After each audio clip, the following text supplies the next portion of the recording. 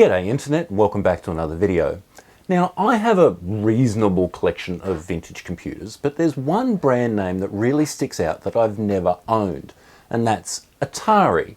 Now, I've got a VCS, an old heavy six switcher back there somewhere, but that's kind of about it.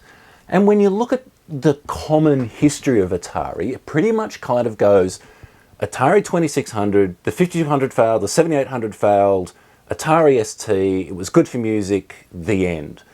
And that's kind of the common knowledge of Atari. But for such an influential and well-known brand, something else had to have been going on in that time. And there was. There was the 8-bit line of computers. So a few months ago, one popped up on the Oz Vintage Facebook group. It was a 65XE. It was dirt cheap, untested, so I decided to grab it. And that's it here. And it's trash. I've had no joy trying to get anything out of it other than a blank screen. I've swapped the memory, and at that point I kind of gave up. But then a few weeks ago, on eBay, I decided to take a punt on another machine. It was boxed, but it was untested and without power supply. I ended up actually winning the auction, which is a little unusual for me because I've had a bad run of not winning auctions. And I got an Atari 800 XL. In the box is pretty trash, so it's not really much to talk about, but it is nice to have. And this is kind of, most people consider this like the heyday of the 8-bit line. Obviously, originally there was the 400 and the 800, and that was replaced by the 800 XL and the 600 XL. But for a machine that is essentially a 800 released in 1979 with a bit more RAM and a slightly tweaked graphics card, it's actually really impressive. So let's get it out of the box and take a look at what I actually managed to pick up. So this is it here. It's a very basic looking machine. I actually like the design. I think it looks quite good. You've got your cartridge slot on the top. You've got various ports like monitor and the SIO port on the back. And that's kind of your lot. And when I say that's your lot, that's all I got. I've got no accessories, I've got no software, and I don't even have a power supply.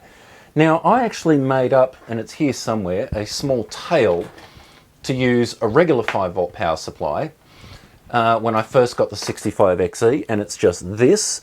And the funny thing is with the DIN connector, as much as it's just simply 5 volts, 3 of the pins are 5 volts, 3 of them are ground, and that's pretty much it. So you can even run these things off a USB phone charger if you want, but I've got a 3-amp power supply, so I wanted to use that. But let's take a closer look at the actual machine that I got. So here is the mighty Atari 800 XL. Now, fair warning, I am completely new to Atari 8-bit computers, so if I get a few things wrong, feel free to correct me politely down in the comment section.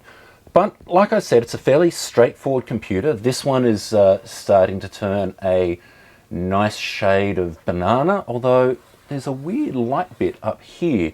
So we'll clean all that up anyway. We've got some custom buttons down the side, which are used in various different software packages.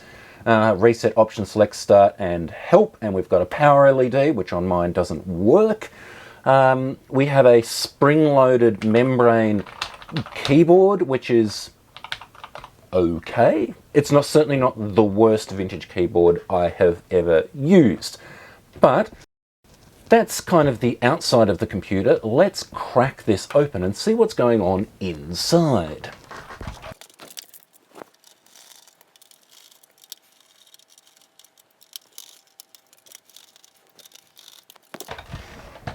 Now, when you open one of these up, there is a ribbon cable down this side here.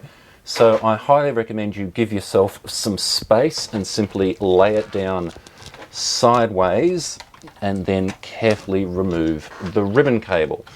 And now we can get the keyboard out of the way. And here is the actual machine. In typical Atari style, we have a great big RF shield on it. So let's pull the motherboard out, remove the RF shield, and take a look what's going on underneath.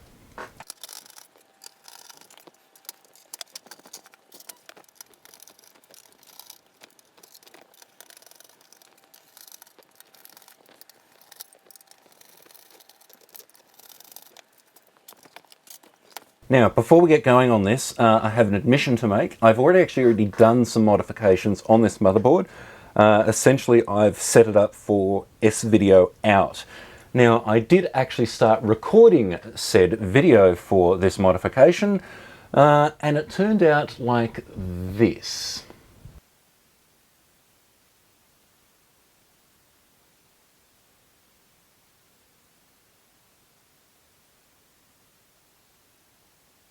Yeah, you can kind of see the problem. Idiot me forgot to turn the microphone on, and I was already a third of the way through it and couldn't really go backwards. But this is the motherboard out of an 800XL. So we'll take a quick look around. Obviously we've got power switch and the DIN connector for power and an RF modulator, not that I have any intention on using that. You've got the connector for composite, and once modified S-video you can get out of this as well. The short version is there's a bunch of resistors and stuff you've got to change, a capacitor and a resistor you've got to add, and then you've got to actually wire in the chroma. It's really weird. Luma's connected already, but not chroma. Go figure. So we've got our SIO port. Interesting side note about the SIO port. A lot of the designers for this actually went on to be involved with USB, and you can kind of see it because it does supply power. It is essentially a serial connector. So yeah, there you go. An early revision of USB. A couple of 9-pin joystick ports, obviously Atari compatible. We then have our 64K of RAM here. We've got our GTIA and Antic chips, which between the two of them make up the custom graphics abilities of this computer. We've got our Sally, which is a slightly modified 6502C. We've got PIA, which I believe is, if you're in Commodore land, it would be very similar to a CIA. We have our very famous Pokey sound chip. We've got a couple of ROMs, and that's kind of about it. And obviously the keyboard plugs in here. Now, another little side note, one of the main designers of this machine was Jay Miner of Amiga fame. And when you start looking at the custom graphics and the custom sound and all the other supporting chips, you can kind of see the lineage. And that, for me, actually makes it kind of cool. So that's what's going on underneath. So I'm just going to move that out of the way for a moment and take a look at what we're dealing with cosmetically. This is obviously the base plate. It's actually not too bad. It's grubby and it is a bit yellowed. So we're going to give that a clean and a retro bright, I think. Same with the keyboard. This is going to get all stripped down. We'll clean and retro bright that. Now, I'm not going to retro bright the actual keycaps, primarily because both myself and where I've seen other really bad examples of trying to retro bright, especially dark colored keys, is a great recipe for disaster.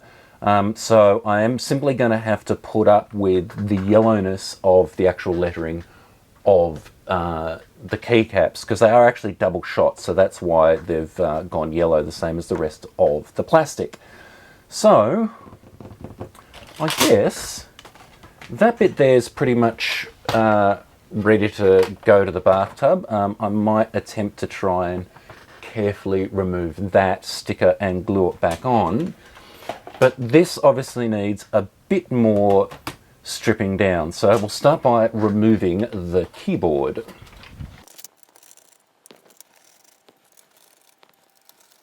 And with 4 screws, that's out. Almost very similar to the Commodore. We've got a million tiny screws on the back. Actually, when I first got this, I had a couple of sticky keys. R and Y were the main ones. And I had the whole thing apart and I cleaned up the membrane and all the rest of it, and it still happened. And what I actually ended up doing was just slightly backing off a couple of these screws and it was fixed. So there's a little quick tip for you if you've got sticky keys on your Atari keyboard. But like I said, for some reason the LED doesn't want to work, but I can live with that. So that's that out of the way. We then have some screws along the bottom to remove the browned plastic. So let's get that out. And a couple of extra washers, which seem to be well and truly there, so they're staying. Now, in theory, this brown section should just now come away. It's clipped there, but yep. And there we go. That's out of the way. And holy, yeah, you can see what the original color was. Yeah.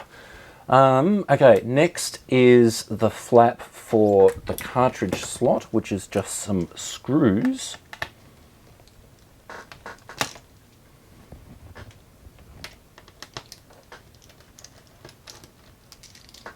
Now, got to be careful here because this is all spring-loaded.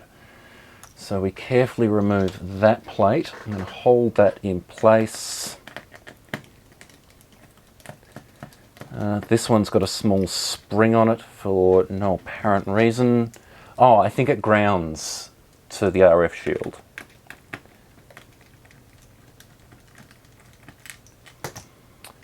That screw, that plate, and now these should lift away. Ooh!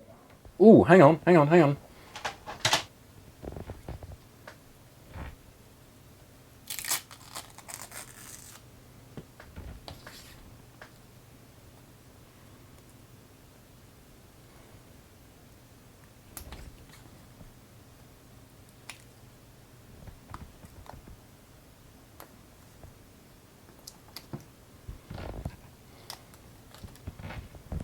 I always love doing that. So with everything now apart, let's head off and give it a good tub, and then we'll contemplate some retro brighting. So having returned from an afternoon of scrubbing and retro brighting, all the plastics are actually looking very nice and the colour they're meant to look. So let's put it all back together. We'll start with the top cover.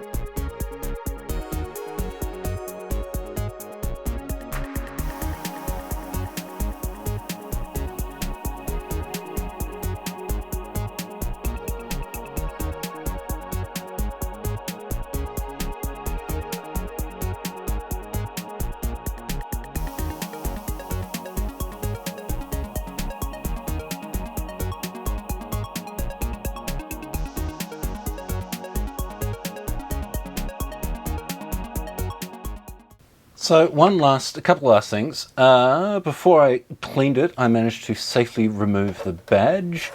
So with the help of a little bit of double-sided sticky tape,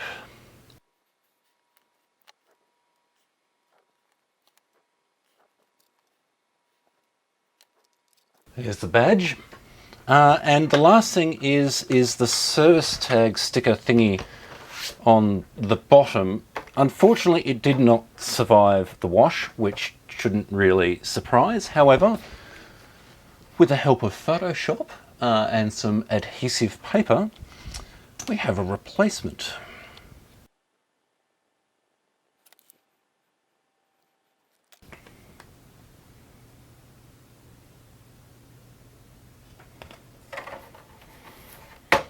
Nice.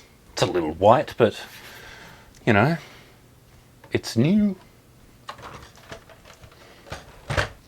So that's my wonderful 800XL all put back together, nice and clean and looking white again, as opposed to trying to turn into a banana. But with it sitting right here, other than punching in BASIC, there really isn't that much you can do. And like I said, I didn't get anything else with it. I didn't get a disk drive or a cassette deck or anything like that. However, poking around online, there is a wonderful do-it-yourself thing that you can do, although I did buy mine, but I'll put a link in the description on how you can build your own, and that is the SDrive Max. And that is this. It is a disk drive and hard drive emulator that plugs straight into the SIO port and is powered from the SIO port as well. And you can do what you can with most disk drive emulators. You can pull up disk images, load them, and the computer just thinks it's talking to a disk drive. So let's take a quick look at this thing. So with the SDrive plugged in and you turn the machine on, you get this, this boot menu here. And just very quickly, there's a disk here called SDrive.atr.